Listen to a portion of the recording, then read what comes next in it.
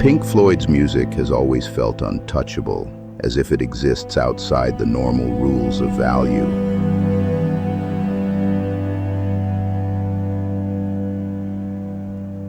These are albums that never stopped selling, sounds that feel less like recordings and more like emotional landmarks in people's lives.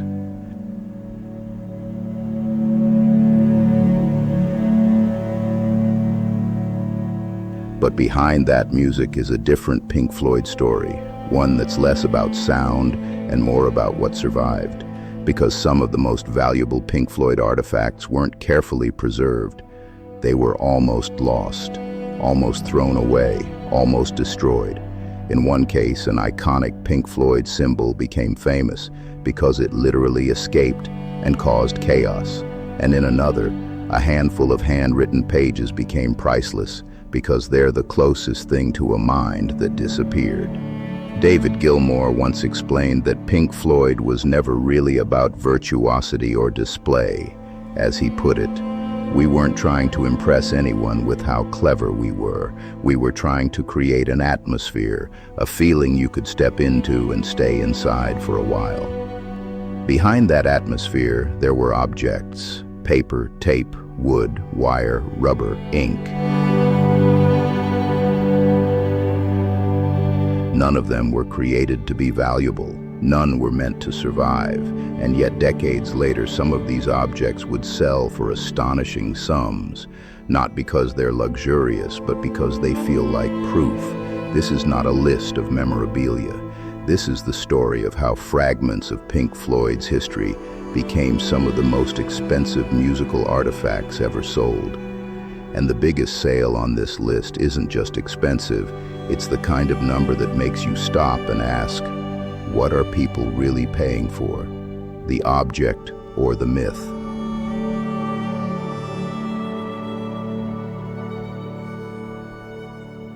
Syd Barrett's handwriting is difficult to read and often feels unfinished. Lines drift across the page, thoughts interrupt one another, words are crossed out and replaced mid-sentence.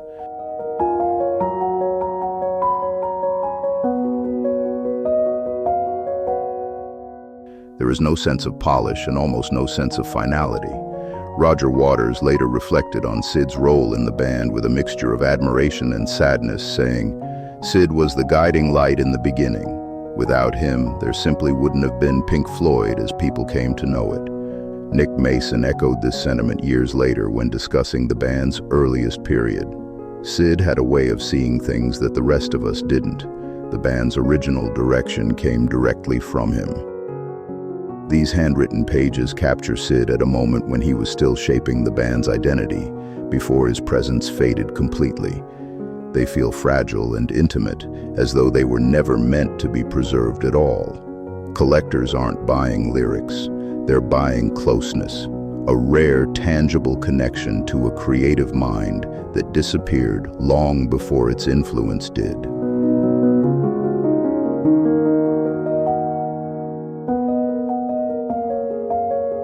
One of the clearest documented examples, 2 pages of Syd Barrett's handwritten Apples and Oranges lyrics sold at Omega auctions for £15,000.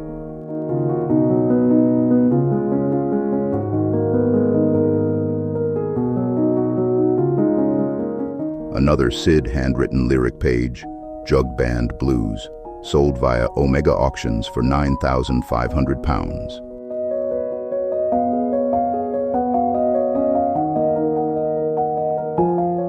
And this is where the list starts, with paper that looks like it could crumble in your hands, yet it already costs as much as a car.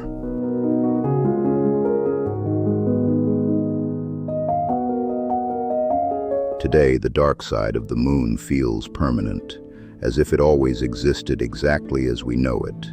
Its sequencing feels inevitable. Its transitions feel precise. Its sound feels resolved. But that certainty is an illusion created by hindsight. Before Dark Side became one of the most successful albums in recorded history, it existed in unstable, provisional forms. Acetates, test pressings, early cuts made for evaluation rather than immortality. These discs capture the album before it knew what it was going to be. That distinction matters. An acetate isn't pressed for listeners, it's pressed for decision-making, for comparison, for doubt. It's meant to be played a handful of times and then discarded. Test pressings serve a similar purpose. Quality checks, not cultural statements. In other words, these records were never meant to survive. Alan Parsons, who engineered The Dark Side of the Moon, later emphasized just how ordinary the process felt at the time. At the time, we were just trying to make the best record we could. None of us had any sense that it would still be talked about decades later. That lack of foresight is audible in early versions. Some mixes lean differently. Transitions feel less confident. Balances shift in subtle but revealing ways. The album's famous sense of flow, the thing listeners now treat as sacred, had to be discovered, not executed. In another interview, Parsons stripped away the myth even further. There was no grand plan. Things evolved because they felt right in the room at the time. That sentence alone dismantles the idea of Dark Side as a flawless blueprint. The album wasn't delivered, it was negotiated, and that negotiation is what collectors are buying. Early acetates and test pressings preserved Dark Side at the moment when it was still vulnerable to change, when a transition could have been shortened, when a sound effect might have been removed, when a spoken voice could have been replaced. These discs capture decisions that were still reversible. That makes them unsettling objects. Collectors often describe hearing early Dark Side variants as disorienting, not because they're worse, but because they feel slightly wrong. The music is familiar, but the certainty isn't there yet. It's like seeing a familiar face hesitate, and that hesitation is the value. From a market perspective, these items occupy a peculiar space. They are not mass collectibles. They require provenance, condition, and context to mean anything. Without documentation, an acetate is just a fragile disc that deteriorates quickly. But with provenance, it becomes a historical artifact. Early UK pressings and significant test variants of Dark Side have long been recognized by collectors and publications as high-value items. Record Collector magazine has repeatedly cited early Dark Side pressings as among the most valuable in British record history, with prices reaching 4 figures for notable examples in top condition. That valuation reflects more than rarity. It reflects emotional gravity, because owning an early Dark Side pressing isn't about having a better sounding album. It's about owning evidence that the album once existed in multiple possible forms and could have become something else entirely. There's also an important physical reality to these objects. Acetates degrade quickly. Each play damages them. They weren't engineered for longevity. Every surviving example exists despite its own design. That fragility reinforces their status as accidents rather than artifacts. And that brings us back to Pink Floyd's broader story.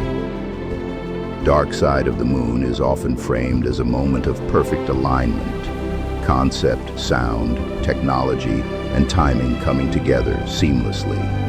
The acetates remind us that alignment is always temporary, always fragile, and always earned through uncertainty.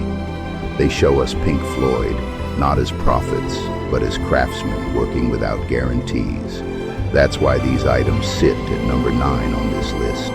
Not because they are the most expensive Pink Floyd objects ever sold, but because they reveal the album at its most human, before it became untouchable. And after recordings that almost vanished, the story turns to paper that almost did. The earliest traces of a band before anyone knew they mattered.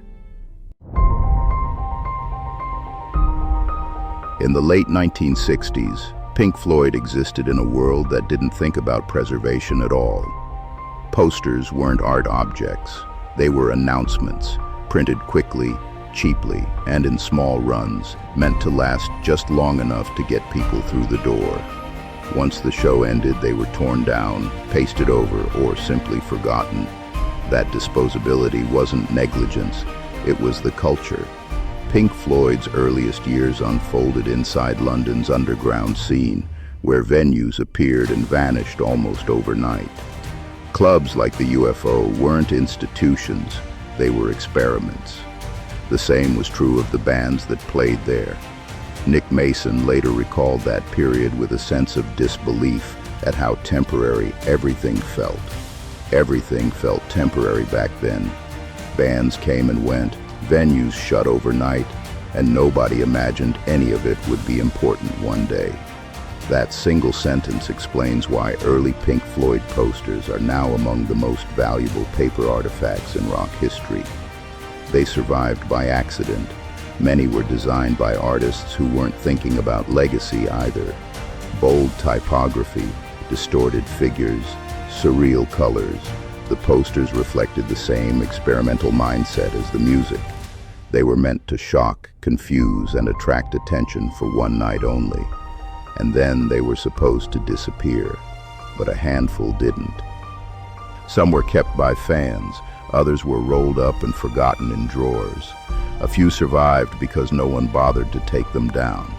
These small acts of neglect created rarity, and rarity over time creates value. What makes early Pink Floyd posters so compelling to collectors is not just the band name printed on them, it's the moment they capture. This was Pink Floyd before the mythology hardened, before stadiums, before concept albums became monuments.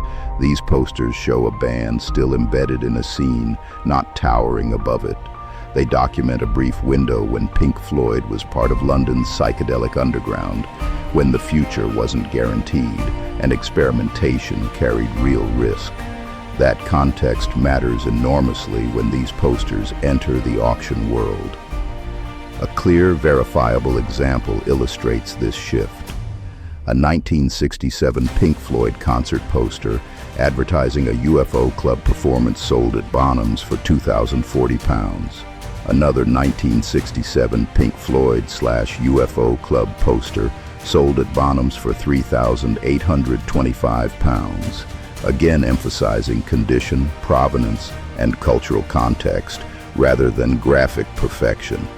These aren't record-breaking numbers compared to guitars or instruments, but that's not the point. Paper is fragile. Time destroys it easily. The fact that these posters survived at all gives them a kind of authority that sturdier objects don't possess. They feel like messages from a vanished world. And there's another layer to their value that often goes unspoken. These posters don't just advertise concerts, they advertise uncertainty. They come from a time when Pink Floyd could have gone in any direction, when success wasn't inevitable, when failure was still a real possibility. Collectors aren't just buying ink and paper, they're buying evidence that the band once existed before certainty. Museums understand this instinctively. Institutions like the Victoria and Albert Museum now preserve Pink Floyd visual materials as part of Britain's cultural history. What began as disposable street advertising is now treated as design heritage. That reversal is crucial because it mirrors Pink Floyd's own trajectory, from underground experiment to global institution. And yet even with that recognition, early posters still feel different from later promotional material. They aren't polished, they aren't strategic, they don't sell an image, they announce an event and vanish. That's why collectors value them more than later, cleaner designs. They feel honest. They come from a time before Pink Floyd learned how to control their image, when the band was still discovering what it was. And that's why these posters belong on this list, not because they command the highest prices, but because they are among the purest surviving documents of Pink Floyd's origins. They show a band before legacy existed, before anyone thought about what would be worth saving. And after paper that survived by accident, the story naturally turns to recordings that survived by hesitation. Discs pressed before anyone knew they'd become immortal. The inflatable pig created for animals was never meant to be lovable. It wasn't designed as a mascot. It wasn't meant to entertain. It was meant to accuse. Everyone was beginning sort of to be partly amused, but partly thinking we might be caught up in one of the worst aviation disasters in the history of the planet. When Pink Floyd released Animals in 1977, the band had reached a point where subtlety no longer felt sufficient. The album was sharp, bitter, and openly political, a critique of power structures, hierarchy, and moral emptiness, inspired loosely by George Orwell's Animal Farm. The pig was central to that critique. Roger Waters later explained the symbolism with characteristic bluntness. The pig was a symbol of people who rise to positions of power and then float above everyone else, disconnected from the consequences of what they do. Visually, the pig was designed to dominate space. It hovered above Battersea Power Station like a taunt, a grotesque, bloated presence watching over an industrial skyline. It wasn't elegant, it wasn't subtle, and it wasn't supposed to be. In a later interview, Waters expanded on the intent behind Animals as a whole. Animals was about the kind of society we were becoming. The imagery had to be blunt because the message was blunt. What no one anticipated was that the pig would escape the metaphor, literally. During a 1976 photo shoot at Battersea Power Station, the inflatable pig broke free from its moorings and drifted into controlled airspace over London. Flights were disrupted. Pilots reported a massive airborne object. Air traffic control was forced to respond. A symbol meant to criticize power suddenly caused real-world disruption. That incident transformed the pig from a piece of album imagery into legend. It blurred the line between art and accident in a way Pink Floyd had never quite achieved before. The pig wasn't just representing chaos, it was creating it. From that moment on, the pig stopped belonging only to Animals. It became shorthand for Pink Floyd's anger, scale, and refusal to be polite. Over the years, variations of the pig appeared during live performances, political demonstrations, and Waters' solo tours. Each iteration reinforced the same idea, power inflated beyond accountability. But here's where the story becomes strange. Despite its fame, the original Animals pig has rarely been available to collectors. In fact, one highly publicized attempt to sell the original pig at auction was withdrawn, fueling speculation, myth-making, and debate about where it truly belongs. That withdrawal only increased the pig's mystique. The absence of a definitive sale created a sense that the real pig was almost too symbolically charged to be commodified, and yet fragments did enter the market. Pig-related artifacts, including parts associated with early inflatables, have sold for comparatively modest sums, sometimes under £1,000, depending on provenance and condition. Those numbers are deceptive, because the pig's true value isn't measured by material or craftsmanship. It's measured by recognizability.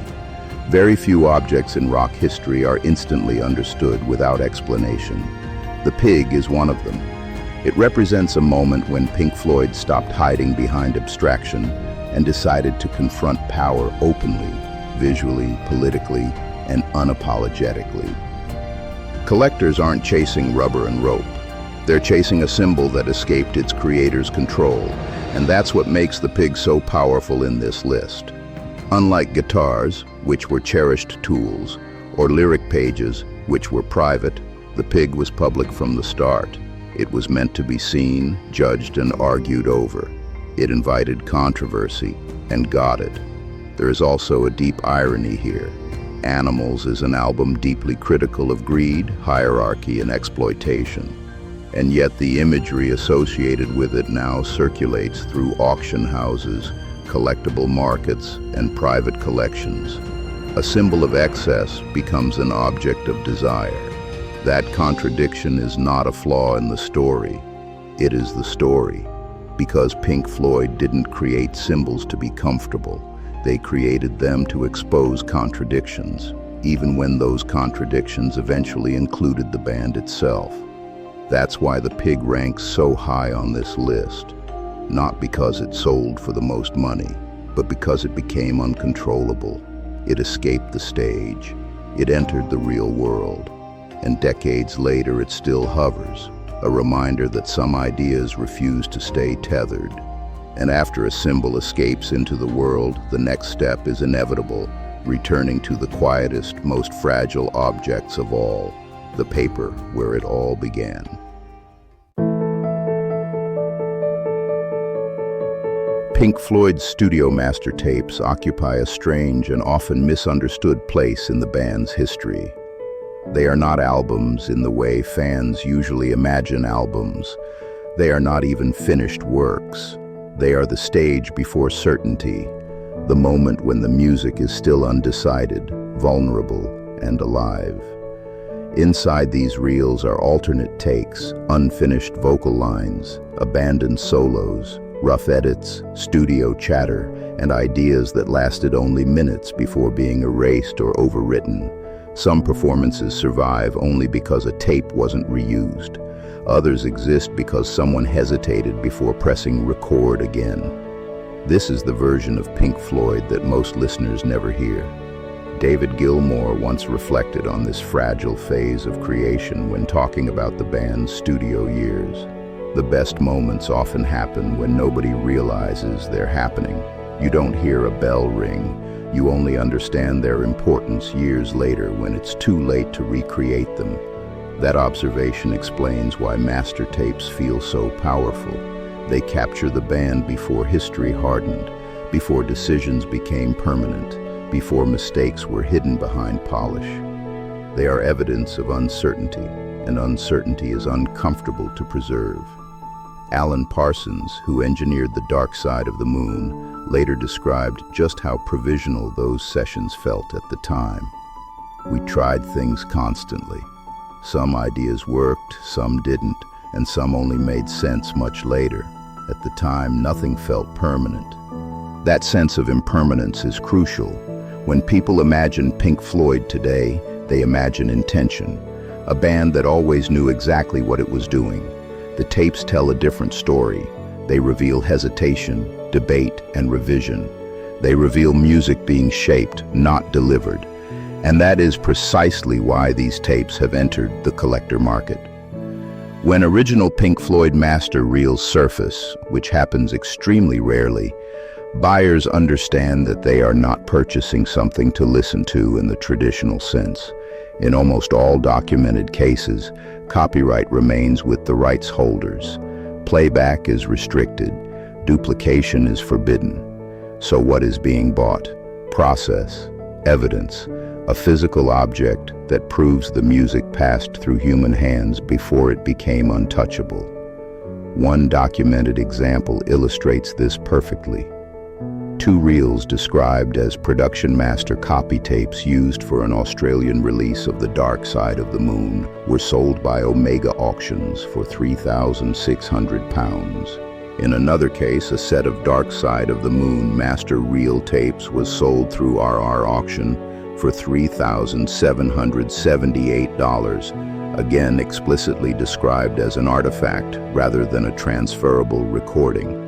The prices themselves are not the shocking part. Compared to guitars and stage props, they seem almost modest. What's shocking is what the buyer is actually acquiring. Not ownership of the music, but possession of the moment when the music was still becoming itself. And that distinction matters. A finished album is a destination. A master tape is the road.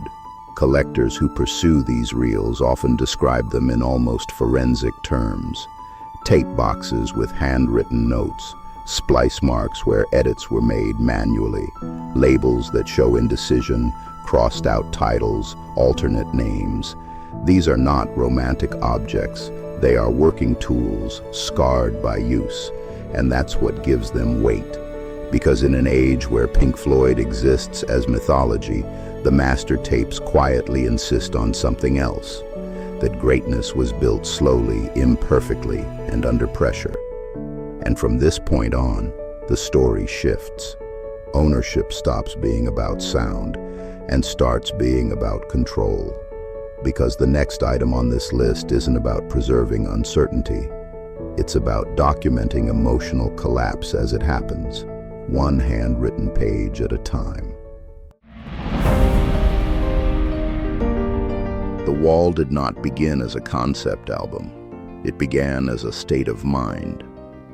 By the late 1970s, Pink Floyd had become one of the biggest bands in the world. But for Roger Waters, success didn't feel expansive. It felt claustrophobic. Massive stadiums, distant audiences, and the repetition of touring had created a sense of emotional separation that he struggled to articulate publicly. So he began writing privately, by hand, not for an audience, but for survival. The earliest handwritten lyrics that would later become The Wall weren't drafted as songs. They were fragments. Lines written in isolation, revisited, crossed out, rewritten.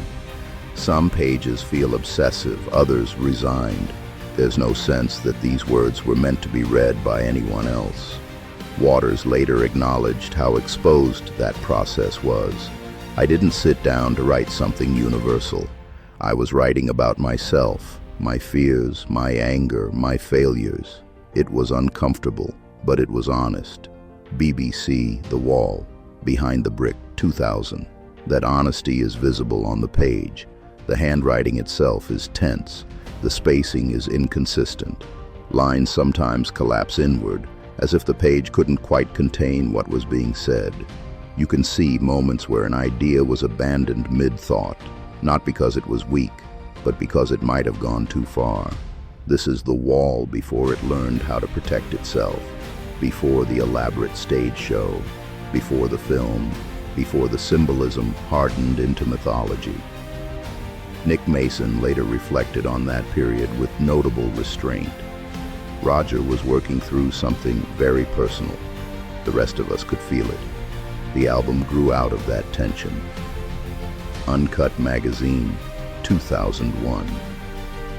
That tension is what collectors are responding to. When handwritten Waters lyric pages enter the market, they are not treated like drafts in the traditional sense. They are treated like psychological documents, moments where private thought briefly became physical before being transformed into spectacle. And unlike studio tapes or guitars, these pages are irreplaceable in a deeper sense. A guitar can be modified. A tape can have alternate versions. But a handwritten page captures a specific moment of consciousness that cannot be recreated. That's why even relatively small Waters lyric pages command significant attention. One documented example illustrates this clearly. A handwritten and signed lyric sheet for Outside the Wall, including a drawing by Waters, was sold at Heritage Auctions on December 18, 2013. For $5,700. This wasn't a working notebook page from the earliest sessions, and it still commanded thousands. The value wasn't in rarity alone. It was in proximity to a moment when The Wall stopped being internal and began moving outward.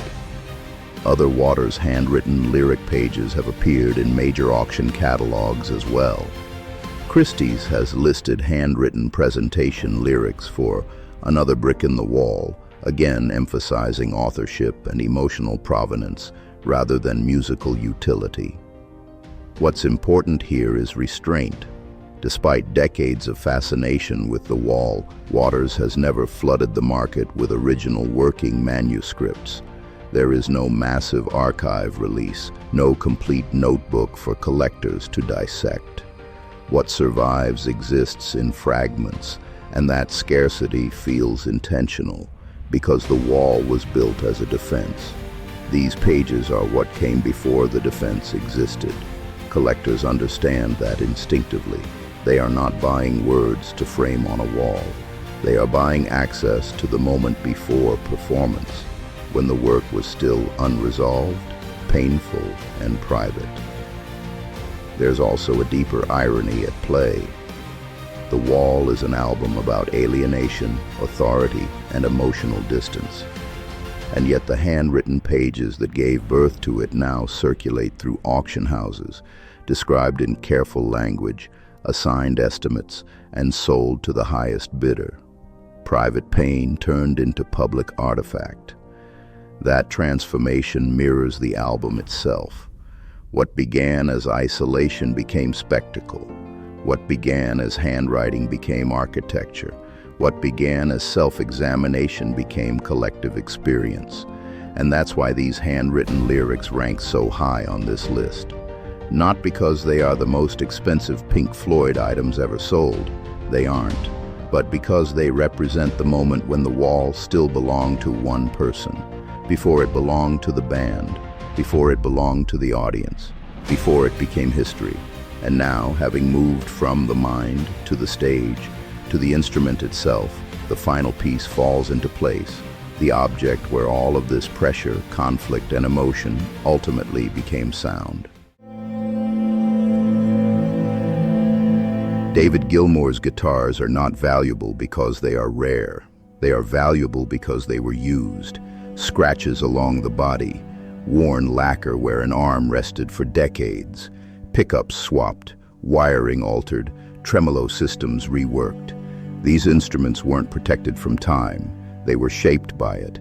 Every mark reflects a decision where sound mattered more than preservation. Gilmour never treated guitars as sacred objects. He treated them as tools for translation. The job wasn't to impress, but to communicate something emotional with as little interference as possible. He once summarized that philosophy in a way that cut directly against the cult of technical bravado. "I'm not interested in how many notes you can play. I'm interested in whether a note can make you feel something. That's always been the goal." That single idea explains almost everything about why Gilmour's guitars matter and why collectors are willing to pay extraordinary sums for them. These instruments weren't chosen because they were perfect. They were chosen because they responded.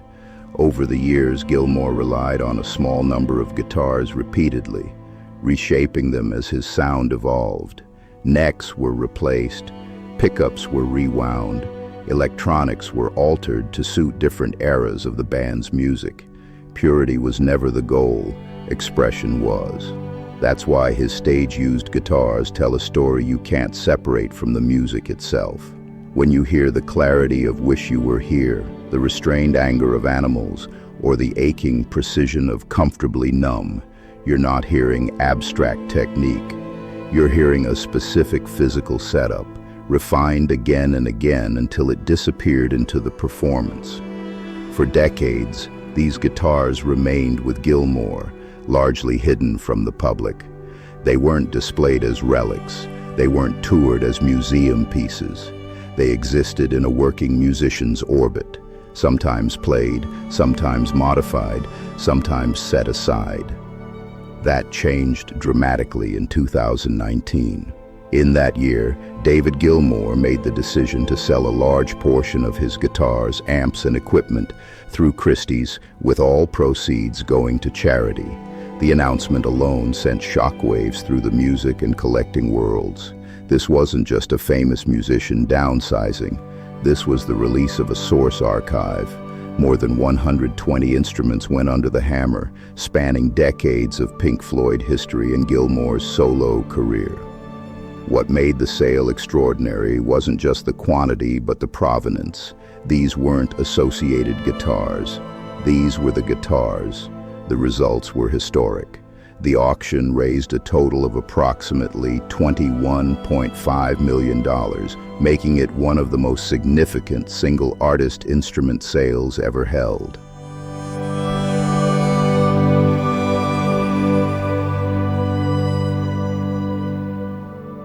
Several guitars achieved seven-figure prices. One of the most notable was Gilmour's famous white Fender Stratocaster, which sold for $1,815,000.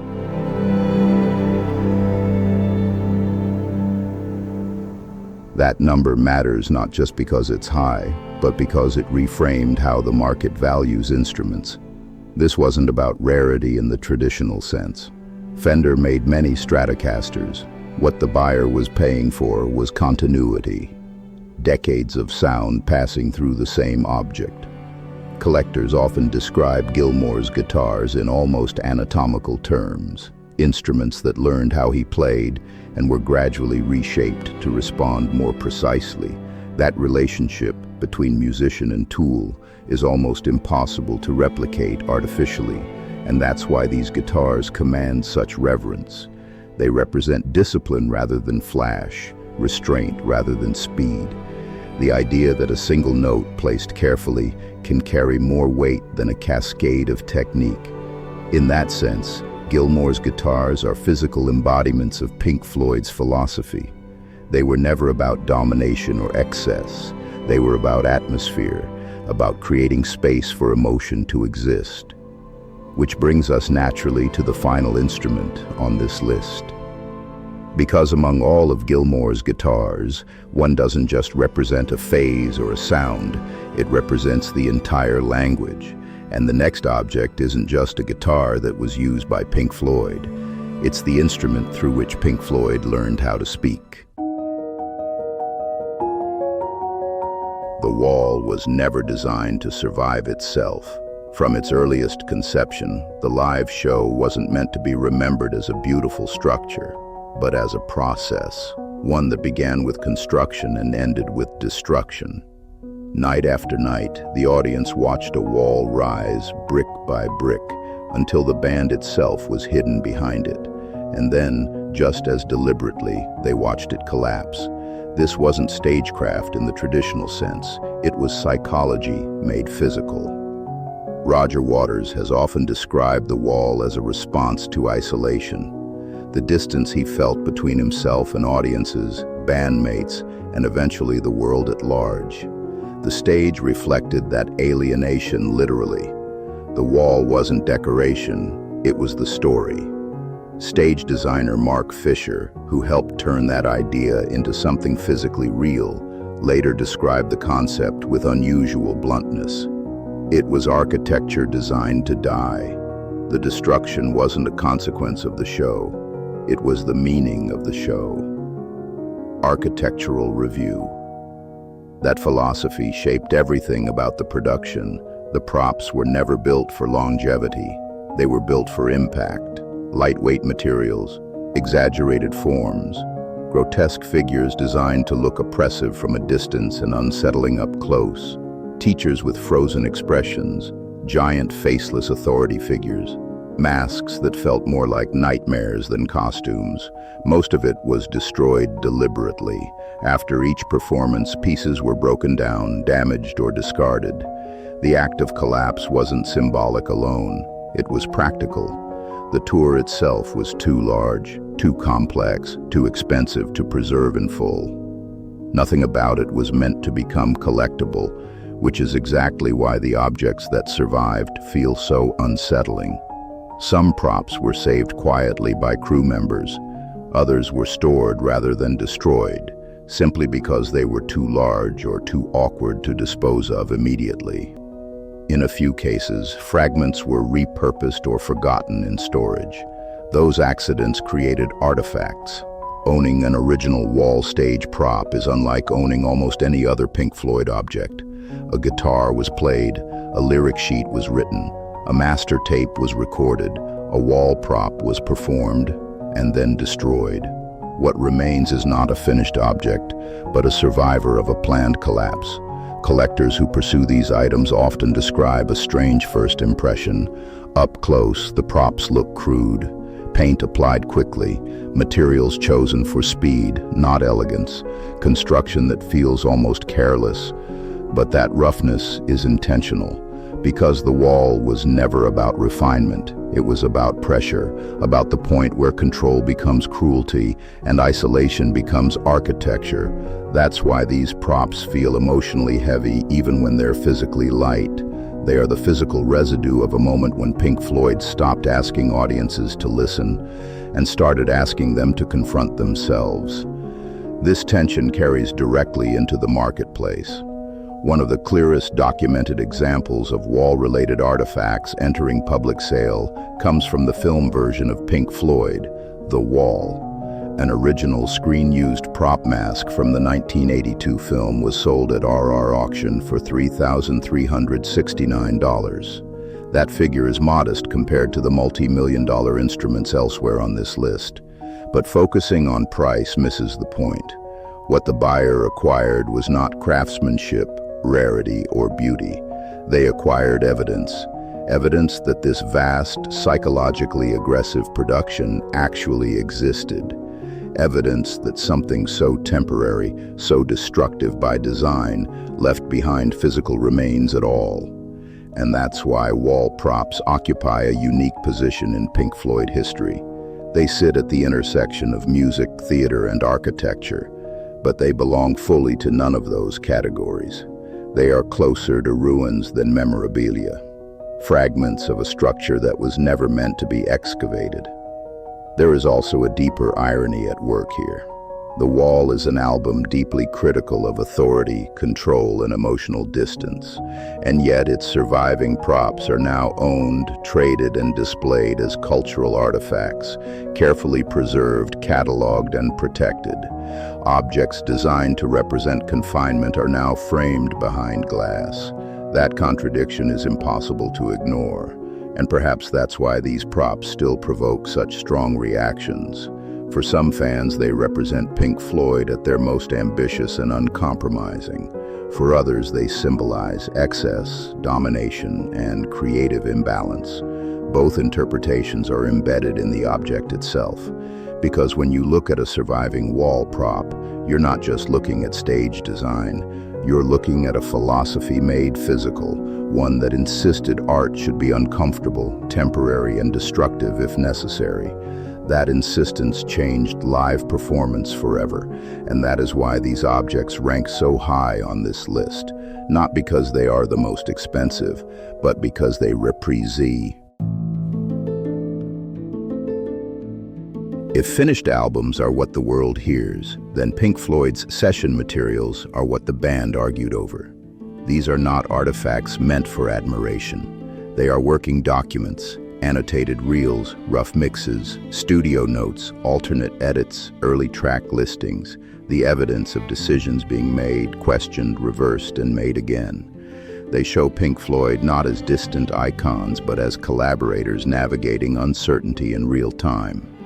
This material exists at the most uncomfortable stage of creation, after the idea has formed, but before it has been agreed upon. And that discomfort is exactly why it rarely survives. Session tapes are reused, notes are discarded, rough mixes are overwritten. Most bands erase this phase deliberately because it exposes doubt. Pink Floyd didn't set out to preserve it either. What survives does so by accident, oversight, or sheer inertia. Nick Mason once summarized the band's creative reality with unusual bluntness.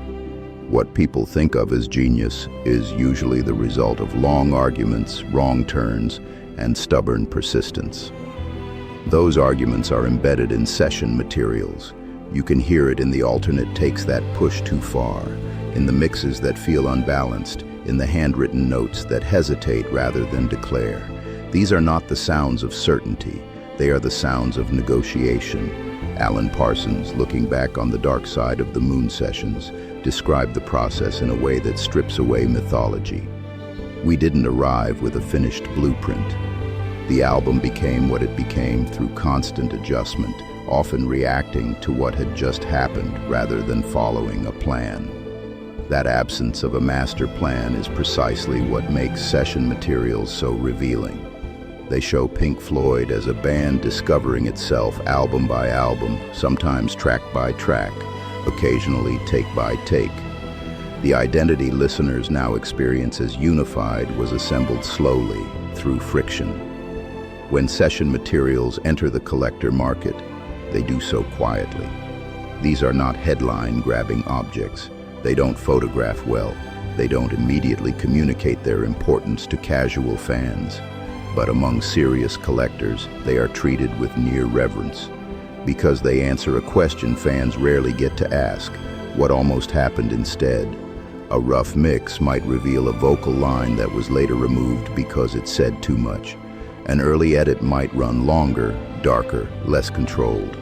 Handwritten notes sometimes show alternate titles, abandoned concepts, or sequencing ideas that would have changed the emotional arc of an album entirely. And crucially, these materials are often sold with strict limitations. Copyright does not transfer. Public use is prohibited. Playback is sometimes restricted. What the buyer receives is not permission, it is possession. That distinction is everything. Unlike a finished album, which exists everywhere at once, session materials are singular. They occupy a narrow window in time that can never be recreated. Once a decision is made, that version of the music dies. Collectors understand this instinctively. They are not buying the Pink Floyd they know. They are buying the Pink Floyd that almost existed. One of the few public windows into this world came indirectly through the 2019 Christie's auction of David Gilmour's instruments and equipment. While the sale is best known for the guitars, it also highlighted how closely collectors associate physical artifacts with moments of creation, not just performance. Christie's David Gilmour Guitar Collection, 2019. The message was clear. Objects tied to the process carry a different kind of gravity, and that gravity explains why session materials, when they surface, tend to disappear again quickly, absorbed into private collections, archives, or institutions that rarely allow public access. Once removed from circulation, they effectively vanish from history, which is fitting because these materials were never meant to be seen. They were meant to be resolved, and that's why they sit at number 2 on this list. Not because they are flashy, not because they command the highest prices, but because they represent the last moment when Pink Floyd's music was still negotiable. And now we reach the one object where negotiation ends, where the sound stops changing and becomes fixed forever in wood, wire, and wear. The most expensive Pink Floyd item ever sold was not a lyric sheet, not a master tape, and not a stage prop. It was a guitar. But calling it a guitar already misses the point. David Gilmour's black Strat was never meant to be iconic. It was bought in 1970 from Manny's Music in New York as a replacement for a stolen instrument. At the time, it was just another Fender Stratocaster. Black body, maple neck, nothing particularly special. What transformed it wasn't design, it was use. This guitar became the primary voice through which Pink Floyd spoke during its most important years. It was present as the dark side of the moon took shape, as Wish You Were Here turned absence into sound, as Animals sharpened the band's political edge, and as The Wall turned isolation into architecture. The Black Strat didn't just survive those albums, it absorbed them. Unlike many famous instruments that are preserved early, this guitar was treated as a working tool. It was modified constantly. Pickups were changed. The tremolo system was altered. The neck was swapped more than once. At different points, it barely resembled the instrument Gilmour originally bought. And that was deliberate. Gilmour never believed in keeping instruments pure. He believed in making them respond. As he once explained when discussing his relationship with the guitar, it's been modified so many times that it almost feels like an extension of me. I know exactly how it will respond before I play a note. That sentence is revealing. Gilmour doesn't describe the guitar as an object he owns. He describes it as something that knows him, a partnership built through years of trial, failure, and adjustment. If you look closely at the Black Strat, you can see that history written into it. The finish is worn down where his arm rested for decades. The pickguard shows layers of use. The controls reflect decisions made in pursuit of tone rather than preservation. This guitar was never frozen in time. It evolved alongside the music. And that evolution matters because the sound people associate with Pink Floyd, that long vocal sustain, that precise bend that feels emotional rather than technical, is inseparable from this instrument. Not from a Stratocaster, but from this Stratocaster configured in very specific ways at very specific moments. That's why the Black Strat occupies a different category from other famous guitars. It doesn't represent a single song or a single performance. It represents a language. For years it remained with Gilmour, largely out of public view. It was not paraded as a relic. It wasn't treated like a museum piece. In fact, part of its mystique came from how unceremoniously it was handled, taken on and off stands, modified again and again, never treated as untouchable. That changed in 2019.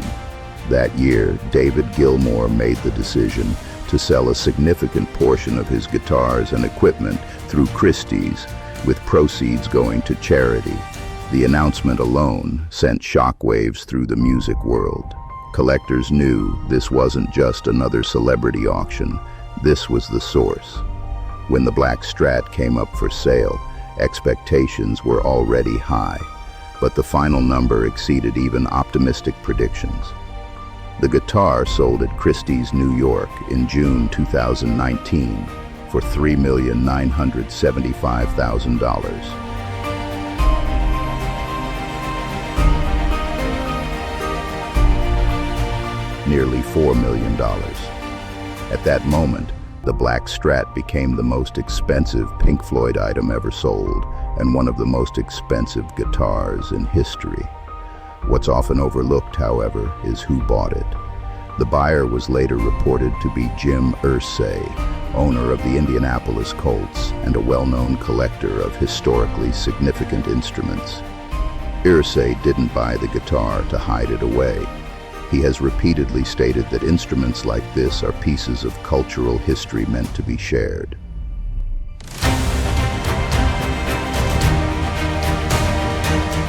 That detail matters because it reinforces something essential. The black Strat is no longer just a musician's tool. It has crossed the threshold into collective heritage. And that's why this guitar sits at number one. Not because it's expensive, though it is. Not because it's rare, though it is. But because it collapses the distance between object and outcome. This guitar isn't valuable because it belonged to Pink Floyd. It's valuable because it sounds like Pink Floyd. Once it left Gilmour's hands, it stopped being an instrument in the practical sense. It became a fixed point in history, a physical reference for a sound that shaped millions of lives. And if you're wondering what someone really buys when they spend nearly $4 million on a guitar, the answer isn't wood or wire.